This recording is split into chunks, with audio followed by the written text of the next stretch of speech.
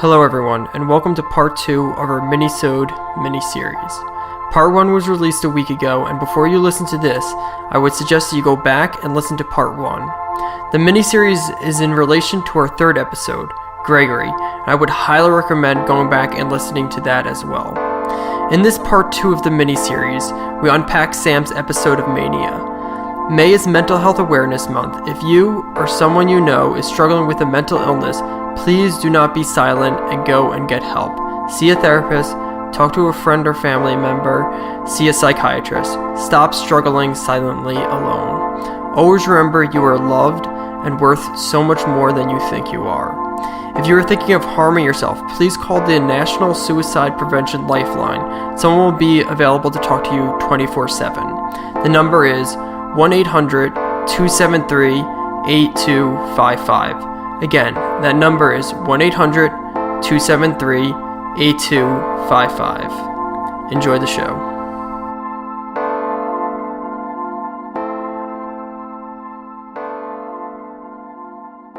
Yeah, the Monday before Good Friday, we recorded the minisode that we released last week. And everything seemed okay. I mean, you were going through a period of depression, so that was pretty strong, but it seemed to be strong like that for quite some time, or you seem to be kind of fluctuating. I would say that, like, at least on my side, it seemed like you would go you'd get into really low periods where you would either just be kind of quiet, kind of down, or you would be kind of like a little like edgy and irritable, and then you'd kind of be okay, but you wouldn't ever be like, it didn't ever seem like you ever got to a point where you were like excited about something or like really happy. You'd just be like okay, or like this kind of quiet like depression for a while. So like we recorded Monday night. So yeah, we recorded Monday night. Everything was, I would say, okay. Seemed okay, at least like on your side, or as okay as it is going to be for this period in your life. And then Tuesday still seemed okay. So Monday night we recorded, then Tuesday seemed okay. And then obviously I go to bed really early because, like, A, I'm an old man, and B, I have to get up for work really early. So I usually go to bed pretty early, probably between like 9:30 and 10:30. So I went to sleep that night, and then I got up my usual time around 5 o'clock, and I was out the door. And then Wednesday, I was staying in the Atlanta area. I work in Atlanta. I was staying in the Atlanta area, which was meeting up with my cousin for sushi. And that's when I got a kind of a strange-ish message, Facebook message from you. And then I ended up calling you and talking to you about kind of how you were up all night Tuesday, kind of walking around. I don't know. What did I send you? You want to read what you sent? I don't remember word for word, but it was just kind of like you expressed that you met up with your mother, you talked with her about everything that's been kind of going on. You said that you were in a trance, or you kind of had a vision from God about writing a book about marijuana, and so you were kind of talking about that, and it seemed like relatively, I don't want to say normal, because like that makes it sound bad. I don't have visions on a normal basis, but credit to my belief system, even currently, I find visions to be something that I shouldn't be startled by if I do have another one.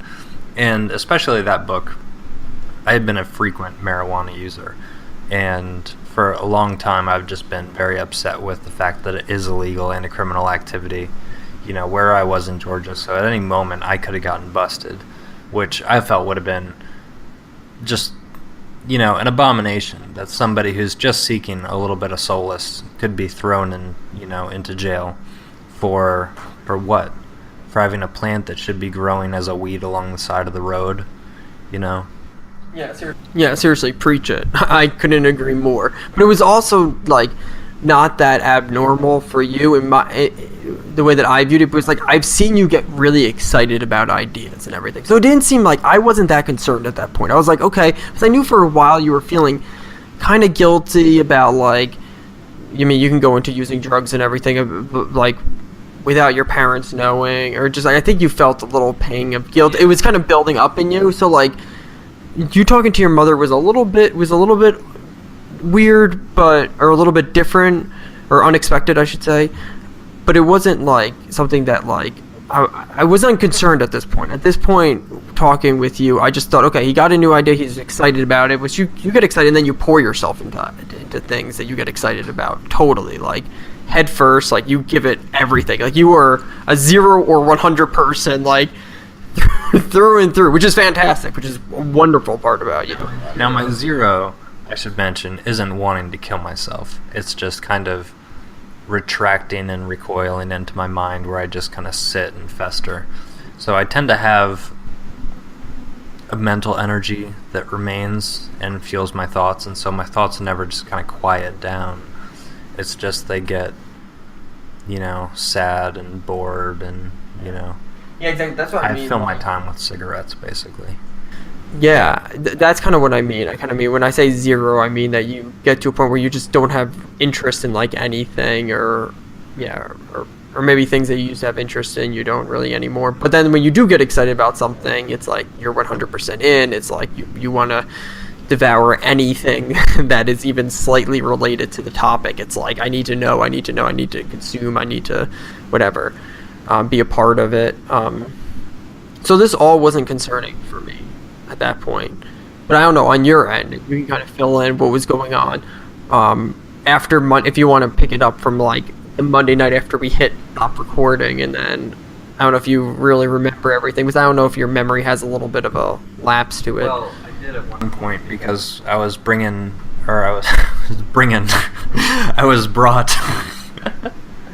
I was brought to a place called Georgia Behavioral, and they gave me an antipsychotic, and that really messed with my memory.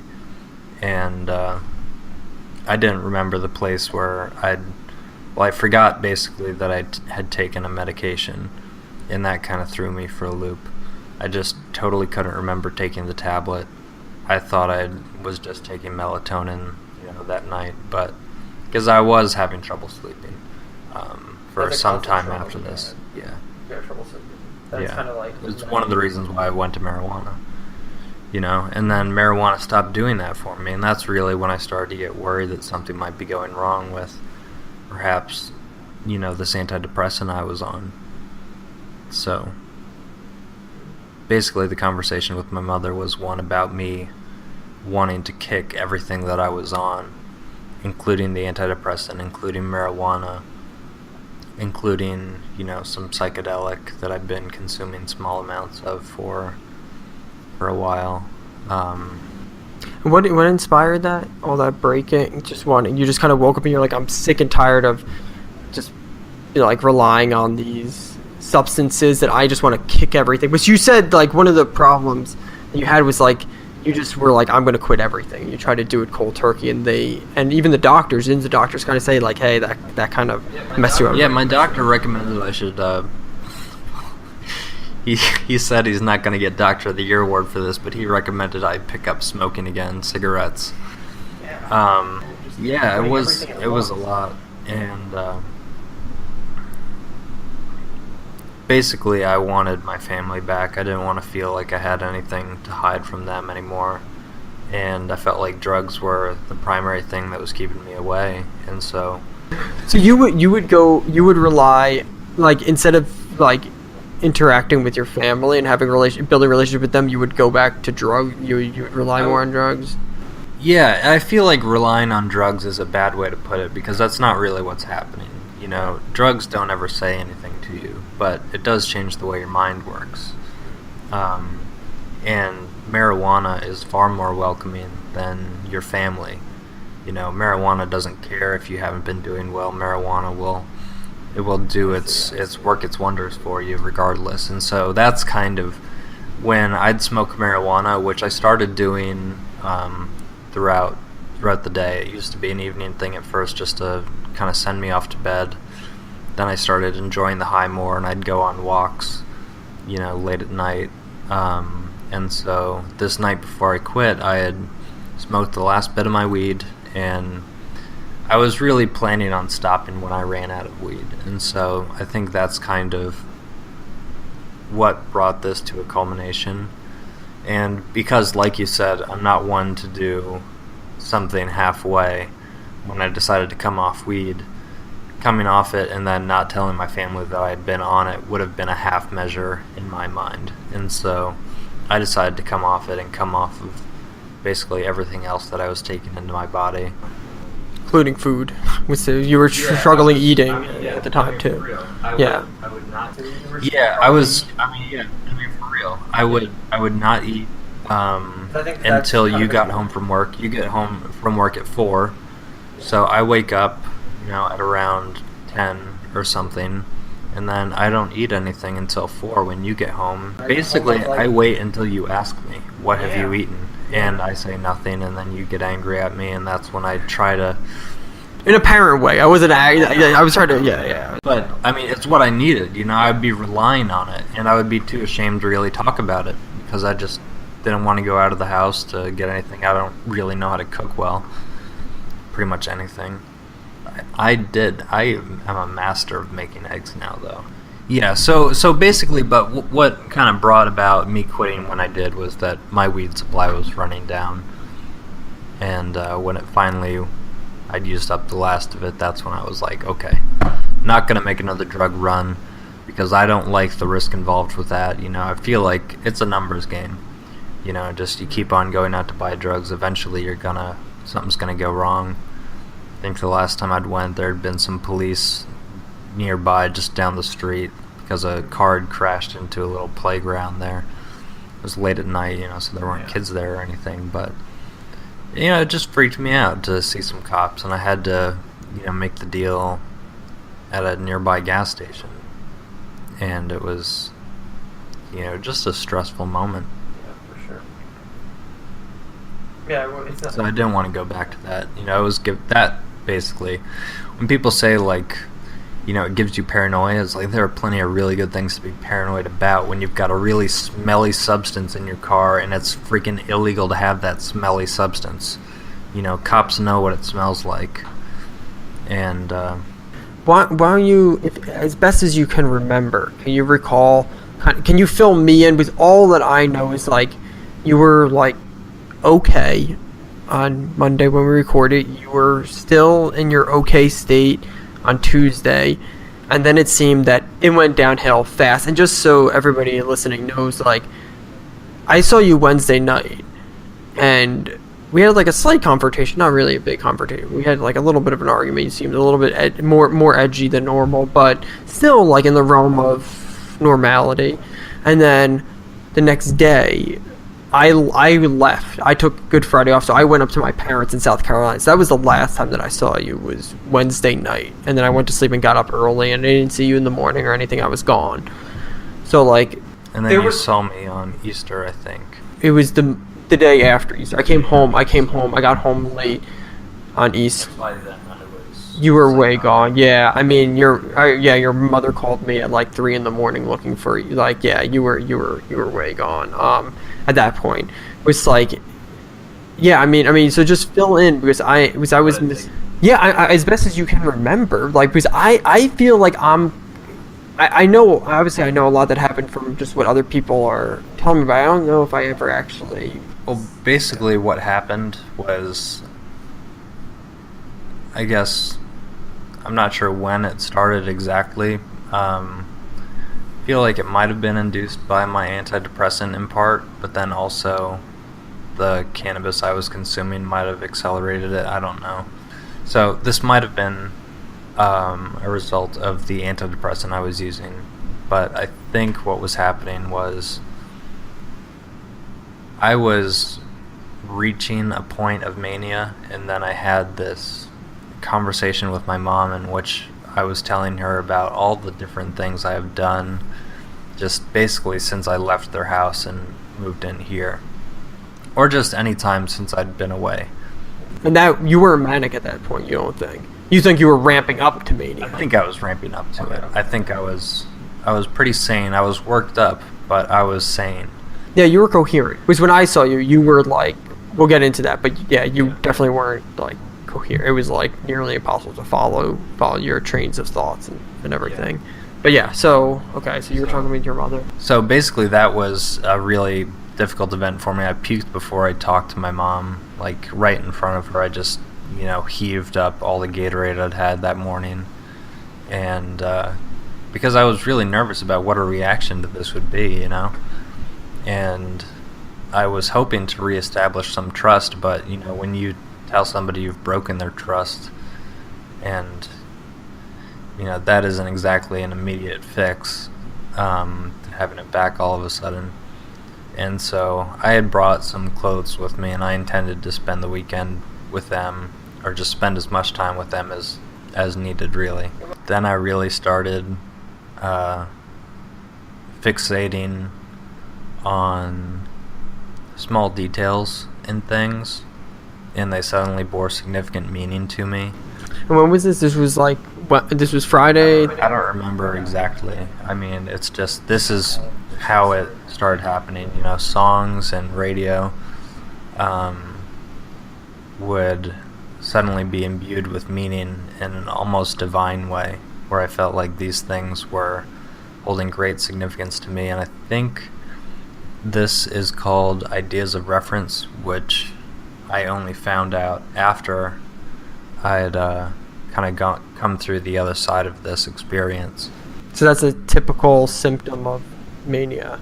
I don't know. I haven't really, done a lot of reading about bipolar, but that's what I've been diagnosed with by my psychiatrist. So I'm not sure if that's a accurate diagnosis or if this was a drug-induced thing. And if anybody starves their body and jacks themselves up on enough drugs, and then goes and tells their family about, all the bad things they've done in their life, if that would trip anyone off. But, I felt like I had a lot of things to live for. I had this book that I felt divinely called to write, and I still feel called to write that book, because marijuana still means a lot to me. This was, some really hard drugs, and, that helped me out for a time, but then, when I kicked them in a way that I shouldn't have kicked them, I was pretty soon to be lost, and I was lost in this frenzy of noticing details like license plates and stuff, and, ascribing acronym type meaning, and, playing with the numbers in my head and wondering what their sums would be, and, wondering if that had any kind of meaning to me. And like, if somebody handed me a mug that said New York on it, I would think, oh, New York is the Empire State, and I'm also from New York. Does that mean I'm from the Empire? Is it talking about the Empire as in ancient Rome? I'm a very spiritual person. That's why I'm doing this podcast. And all of these things were accumulating spiritual meaning faster than I could deal with it, basically. And I started to view myself as a very evil person, and it got to one point where I thought I was the Antichrist, and basically you met me soon after that. Yeah, on my side, I was gone, so I was just getting text messages and phone calls, just trying to figure out what was going on. And I kind of didn't really run away from home, but during the middle of the night, I had this paranoia that the police were going to be coming after me, and so perhaps a self-fulfilling prophecy. If you're going through a lot and then you leave your house in the middle of the night and your parents find that you've left, they'll send the police looking for you. But I thought the police were out to find me because I thought my thoughts were being broadcast on the radio waves.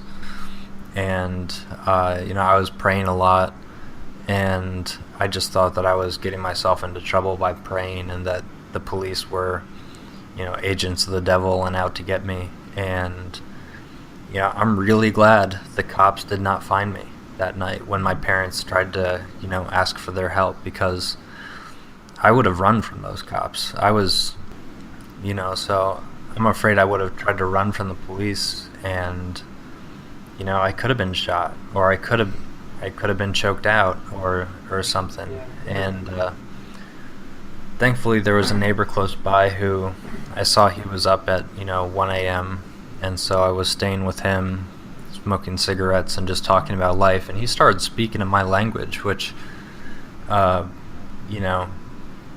everybody I'd talked to before then just looked at me like I was a crazy person. And he looked at me like I was sane as daylight, and he just was there to, tell me his life stories and experiences, and we talked about family and how much family meant to us, and we talked about, struggles and, and just, how thankful we both were to, be alive, living with the people we lived with, and how much they meant to us, really. And so during this time, I actually saw a police cruiser drive by the street, and I just assumed it was looking for me. It actually was looking for me, though, because by that point my parents had called, and so they came to about 3 a.m. and he wanted to go to bed, and I asked him if I could stay out behind his house for a bit longer and just kind of hide out there. And he said I could, and so I stayed for about 45 more minutes and walked back. And then I think the next day might have been when I was admitted to a institution. Or I could be getting the timeline wrong, because it's tough when you don't sleep, you know. Oh, yeah. You just lose track of time. I was gone getting phone calls. I talked to your parents. They said that you were seeming a little better. They said that they were going to be seeing a doctor on Monday to help you out, and I said okay. And then I came back Sunday night. It was late Sunday night that I got back. I got a phone call from your mother at like 3 in the morning looking for you, wondering if you contacted me or if you tried. Well, they said the cars were there, so they doubt that you would have been able to get over to the apartment. So they didn't think that you would come, but if you contacted me. And I said no. And then probably like 45 minutes later, an hour later, they said that they found you. She called me. They found you, so that was okay. And then I went right after work and I saw you. And yeah, you were kind of all over the place. It's really difficult to follow you. There was one time you said, you told me not to take my sunglasses off because I would not recognize you. I wouldn't even remember your name. I was like, dude, I've known you for like at least 15 years. No, maybe not 15 years. No, probably like 15 years. Yeah. And I was like, I'm pretty sure I'll recognize you. And you're like, try it. You were like daring me. And I was like, okay. I was like, yep, there you are. And you were like, yeah, the relief that came over you. And I just remember you just being... You have no idea how much comfort you brought me by taking those sunglasses off and being like, no, you're Sam. You're my best friend. Yeah, it was. I felt like you were having all these thoughts. At least this is how I was interpreting it. You were having all these thoughts, and each thought were very important, and you like cherished each thought. But they were coming so fast that you would just be talking and talking, but you'd be just jumping and jumping. Like you almost like wouldn't complete a thought, and you were on to something different, and it was like very difficult to follow. And then it would be like, let's go on a walk. Actually, let's go inside. Let's do this. You want to watch a show? Let's watch The Office. Sit down, watch The Office. I think you said something like you rewrote all the book. I was scared of who I thought I was. It was like, I talk about this like it was a build-up, but it really just one night, it all happened at once, or it started happening so fast. It's like my entire worldview and identity changed in the blink of an eye.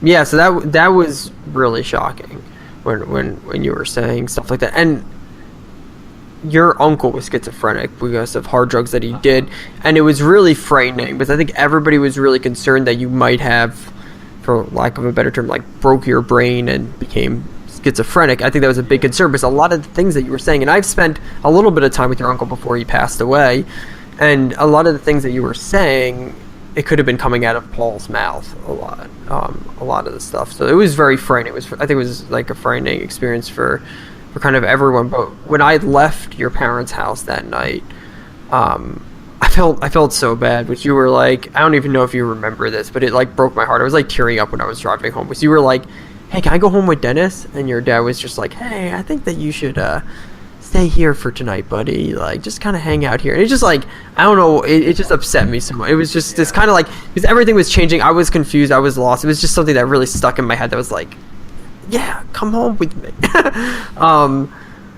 but yeah, so then I went home, and I think that night they got, I think you did go to the doctor that day. They got medication for you that you were going to take, and that was supposed to kind of snap you out of it. I think it was like some potent medication, but then I don't think it worked, and then it didn't work, and then on Tuesday, that's when you were admitted to the hospital.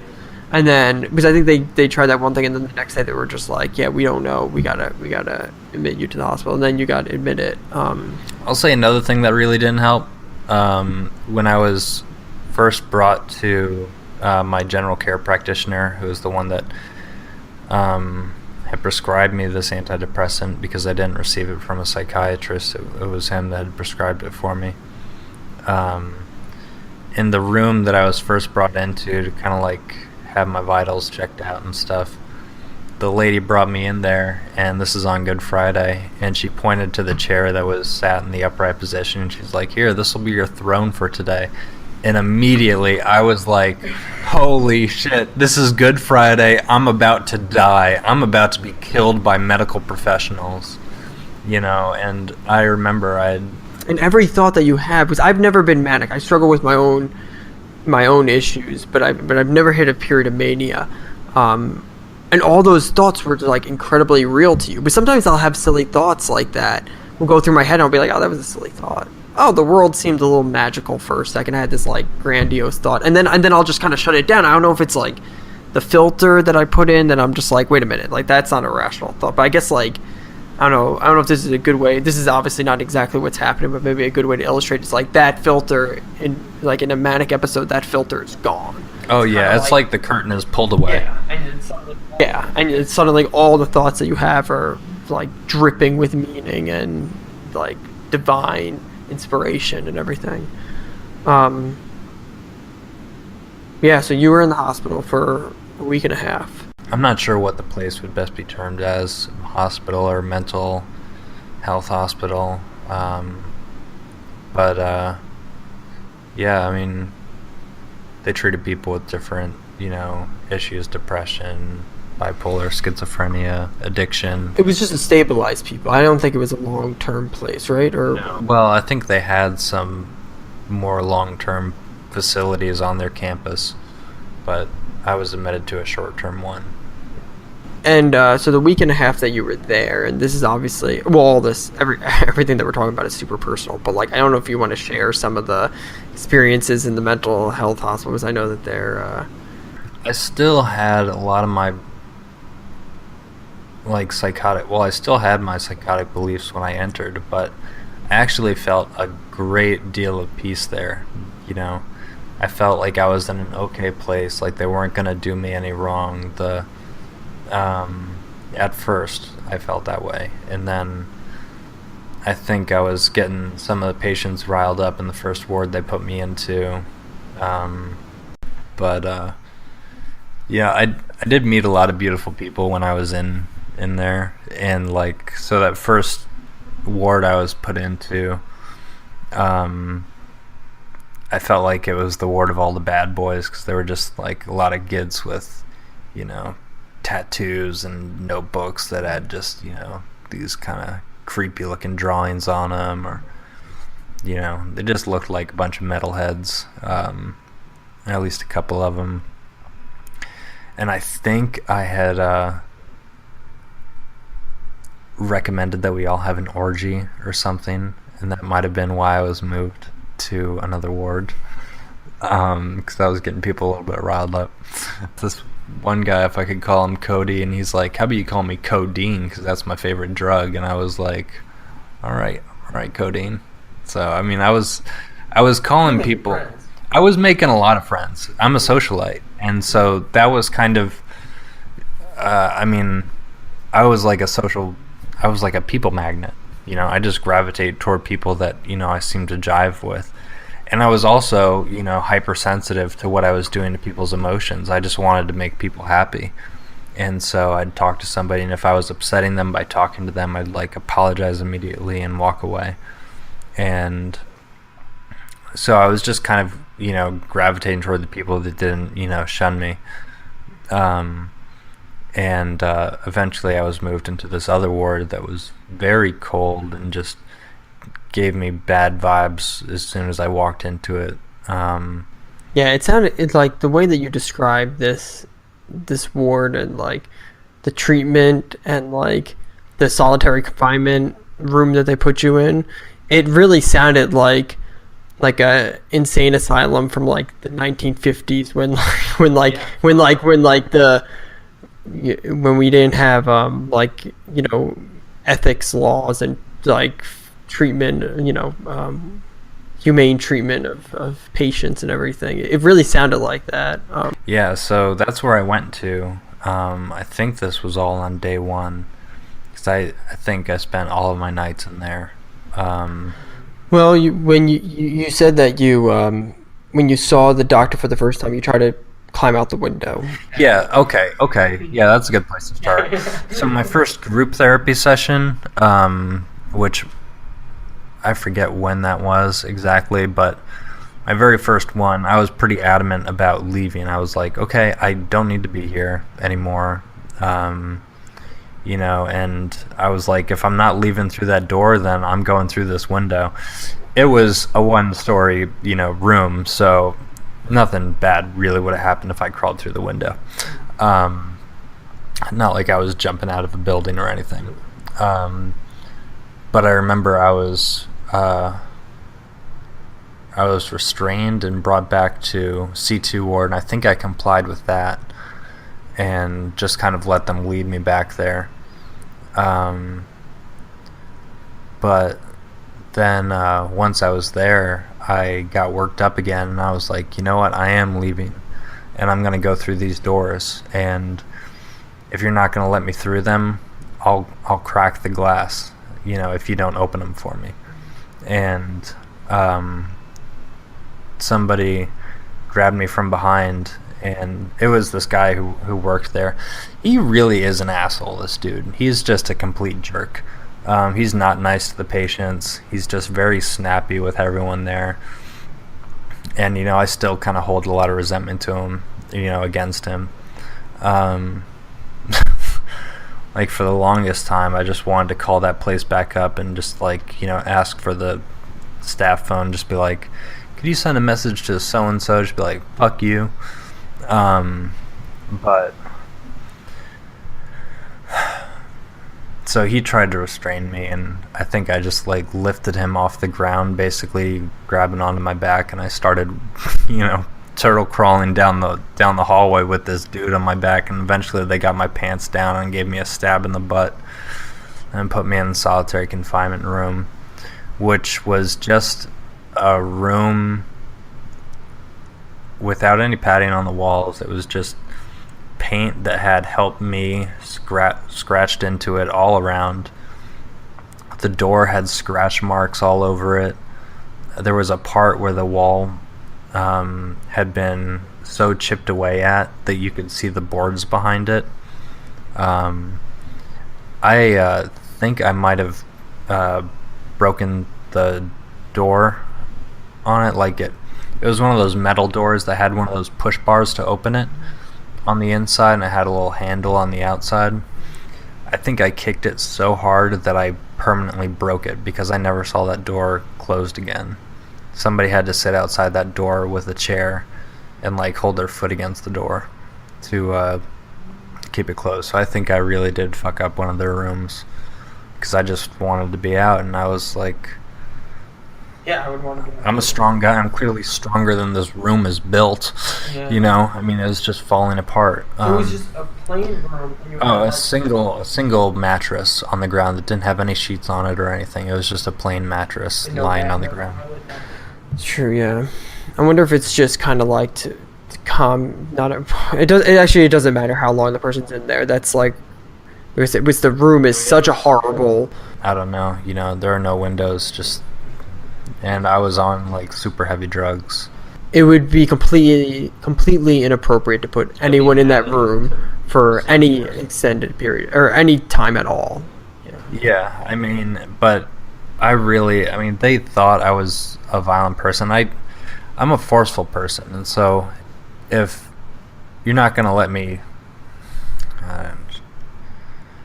I can be forceful if I feel like that's my only option. Yeah, so, but you, obviously, you started to get better. I remember your mother went to see you on Wednesday. Which they said on Tuesday you went in willingly, that you kind of recognized that, there was problems, so you were kind of with it, and you went in willingly. They said that you were in pretty good spirits when you went there. And then visiting days were Wednesday and Saturday. So your parents went up, I guess, on Wednesday, like the following day, and like you were not doing well. I think I had burned my hands by that point. Yeah, you were not doing well. I think you might have given away your shoes at that point. Pretty early on, you gave. Yeah. So you're walking around barefoot, which was ridiculous. They don't even have slippers to give patients, because I'm guessing a lot of them. Little grippy socks. So they said on Wednesday you're still agitated, but then by Saturday when they went to see you, you seemed better, more clear head, clear. I was kind of angry. I was angry at my parents. I was especially angry at my dad. He just, seemed to be really sealed off around me and not actually caring about how I was doing. I was just reading him wrong all the time. Are you like sympathetic that he just didn't know how to respond to this? Because it's something that he wasn't equipped with. Like your mother, she obviously had to work with your uncle, her brother, because it was so she was kind of more familiar with how to deal with these kind of situations. Do you feel like your father was just not equipped, and he was like trying his best to connect? I don't know. I can be a hard person to deal with. I can be, because I'm not sure exactly what I was, I didn't know what everybody else's experiences were like, the other people I was in my ward with. I didn't know what their family meetings were like, what their conversations were like, but I felt like they were all, for the most part, sane people. There were some schizophrenics, but for the most part, they seemed like really normal people, and so I wondered what their conversations with their family would be like, and I felt like mine was just going so terrible that it made me really angry. And I was still thinking some delusional things, like because we had an extra chair in our circle, I thought that there was somebody else who was supposed to arrive, and nobody else was coming, and my parents kept on saying no one else is coming, it's just us. And I was like, it's not just us, there's supposed to be one more person, there's another chair here. And then I think I got up and started walking around during the meeting, and they had like the 12 steps on the wall or whatever, and I was pointing to step 6 and 7, which is something about like believing that God or your higher power will make a significant change in you, and then the other one was like believing that change has happened, and I like kept on pointing to it, and I was like, Dad, what you're not getting is like that has happened. I've had like some sort of spiritual awakening, which, looking back on it, because right now I'm in a totally different place. I'm kind of back to my normal self, just being depressed all the time. There's a lot more to you than just depression. It's more. I don't see your depression as your normal self. It's more normal than mania. Well, for sure. Yeah, that was but hopefully a one-time thing. Yeah. But I happen to be tapering off my medications, which is not my psychiatrist's will for me. She wants me to be on different medications, but I don't want to be on anything, So she wanted me to be on something else, and I thought she was helping you get off of everything, just to put you on something else. That's why. No, she was. Yeah, well, that's kind of what she had wanted to do. Yeah. To like wean me off at least a little bit, and then start me on something else, and or maybe just replace what I'm on with something else. And I don't know how she would have done the swap, but basically I told her no, I'm not going to go on anything else. I think this was a drug-induced manic episode that I don't think is actually part of my normal, mental struggle. And so I said, I need you to give me a clear plan to get off of the medications I'm on currently. And, so she gave me instructions on how to taper off of them, and so that's kind of the course I'm on right now. The struggles I have now, because, Yeah, I was going to ask, what's it like? Now, but you've been out of the hospital. Well, this was back in, Easter, so it's been, a month? Yeah, so it's been just about a month. Today's the 26th. Yeah, what's life now? You tell the listeners, I talk to you every day, for the most part, I'd say, essentially every day. Oh, hold on. Before we move on to that, I just want to say, I did clear up before I was out of this facility. I was, I'd say, only manic for about 5 or 6 days after I was in there. And then I had, for the most part, stabilized. Yeah, I doubt they would have released you if you were still but it felt like almost for as much time as I was. It just felt like a long time to get out, It just 10 days felt like a really long time. Yeah, for sure. I was very afraid that I'd wake up and I'd still be in the hospital. I'd wake up the next day and I'd be back in the hospital, like this would all be a dream. Yeah.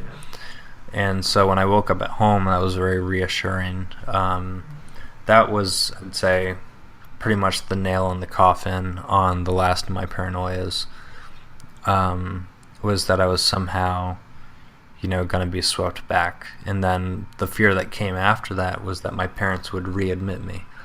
And so I, from the very start, I was like, okay, here's rule number 1 if I'm going to be coming back here. You guys don't get to readmit me to any place for at least 2 weeks.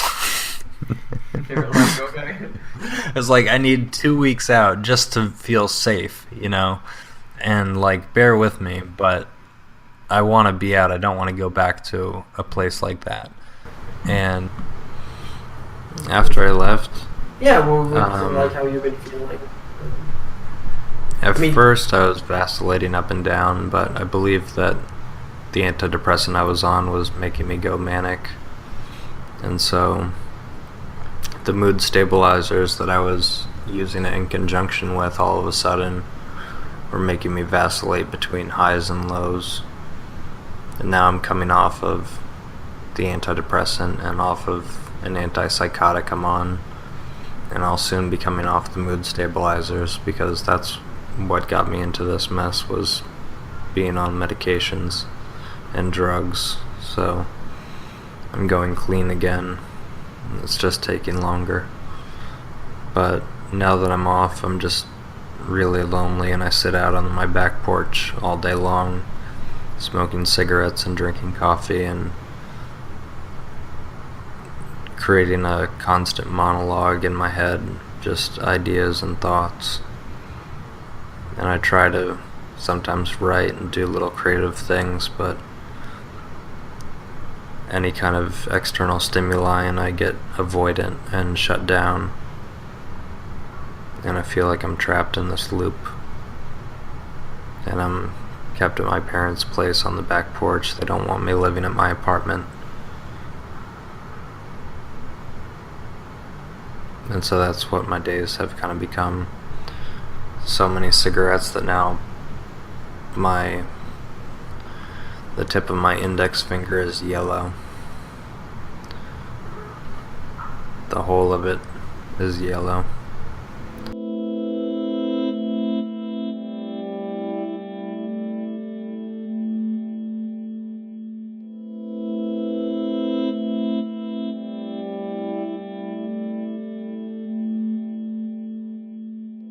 Thank you everyone for listening. Again, if you or anyone you know is struggling with a mental illness, please get some help.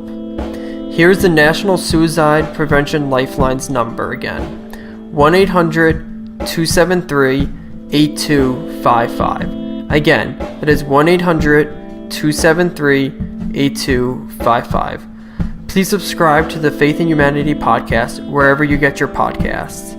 Also, like or subscribe to our Facebook and YouTube pages. You can find those pages by searching the Faith in Humanity podcast on those websites. Feel free to email us at tfih.podcast@gmail.com. We would love to hear from you. Lastly, if you can take a moment and rate us on iTunes or Stitcher or wherever you get your podcasts, that would help us out a lot. Thank you, and until next time, stay safe and peace be with you.